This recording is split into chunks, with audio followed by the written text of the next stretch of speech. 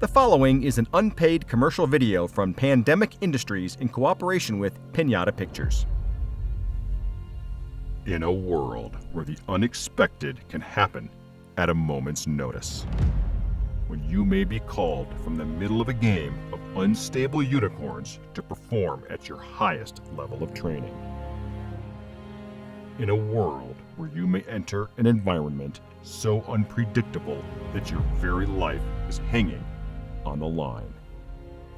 You want nothing but the absolute best equipment protecting you from the chaos below. How many times has this happened to you when attempting to remember how to tie the radium release hitch? Is it around 2 times and then a munter hitch? Who was Munter anyway? Well, worry no more, friends. Ladies and gentlemen, boys and girls, I'm here today with Chad the Rock Doc Walks, showing you all about something that's going to change your lives in a small, small way. In a big, big way. Who out there is tired of radium release hitches? I know I am. Right? Right? Well, I've got something for you. In the past, our only options for safety devices and rigging systems was your tandem, double, Prusik, something or other. Too old, too slow. Or you got the radium release hitch. Too complicated for me. Today, and today only, folks, I've got the opportunity of a lifetime. For Castle Rock Fire Department. First of all, before I get there, let me ask the audience here, how much would you pay if you didn't ever have to deal with those things again? $3,000? $4,000? $5,000 a month? Well, for today, and today only, we're running a special on the revolutionary, the legendary, the luxurious, and magnificent Petzl ASAP Zorber, to ASAP zorb all of the problems in your lives.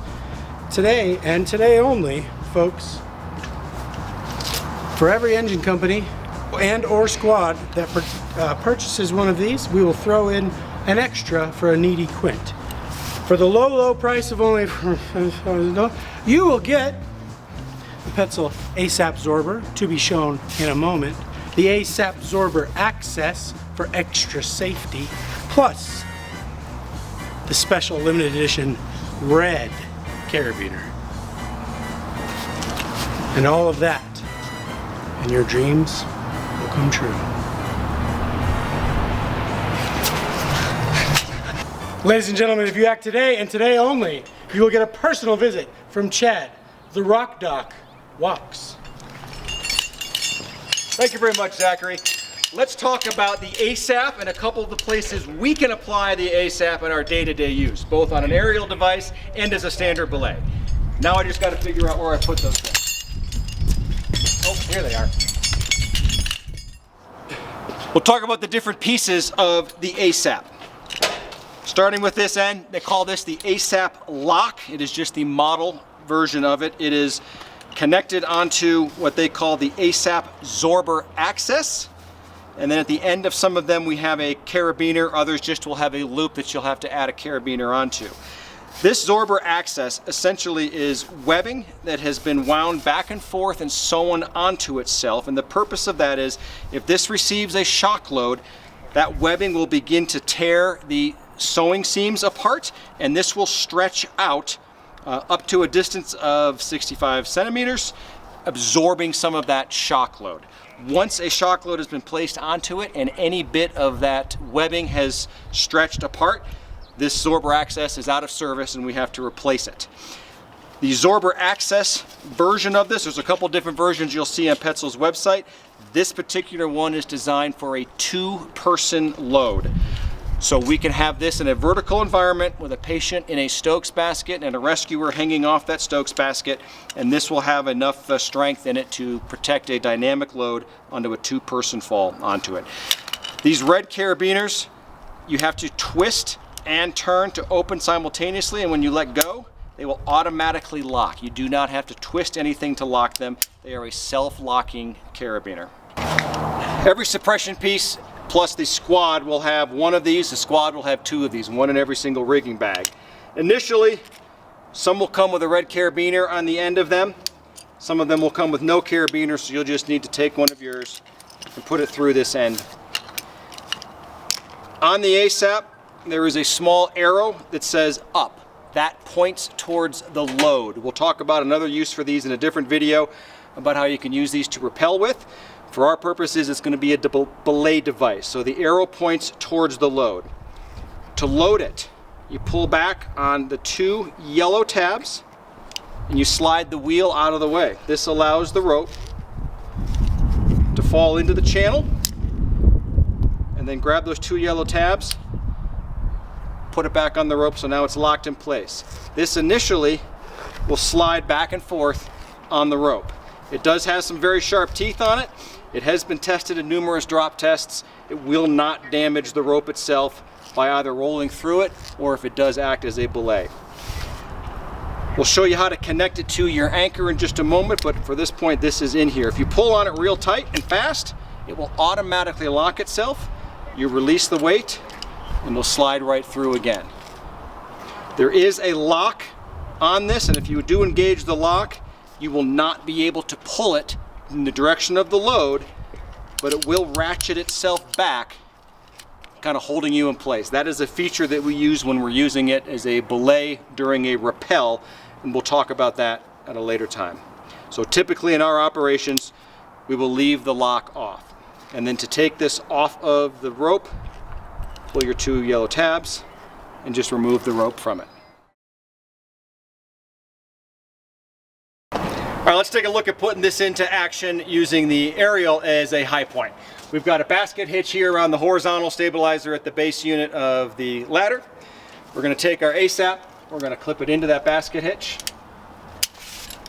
We're going to take our arrow, we're going to aim it towards the load. We're going to lay our belay line in. We will lock this. And now one of the key features of the ASAP is this rope needs to feed the ASAP from the top. So we're going to take a second carabiner. We're going to go into that same basket hitch, and then we're going to place that rope through that carabiner.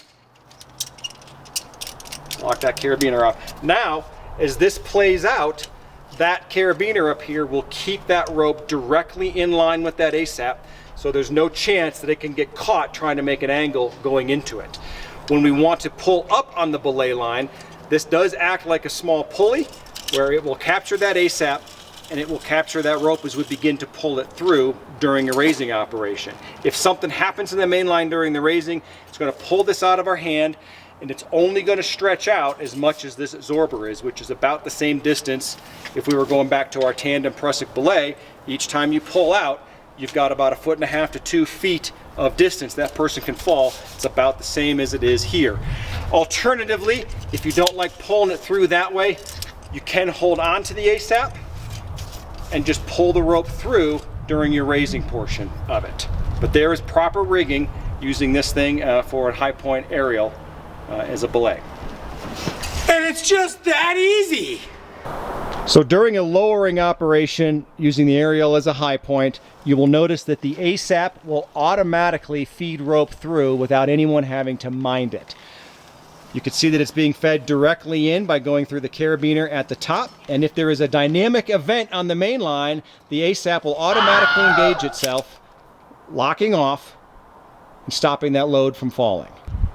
So in a standard raising environment, the operator can stand directly beneath this, and as the load comes up, they just simply pull it through the ASAP.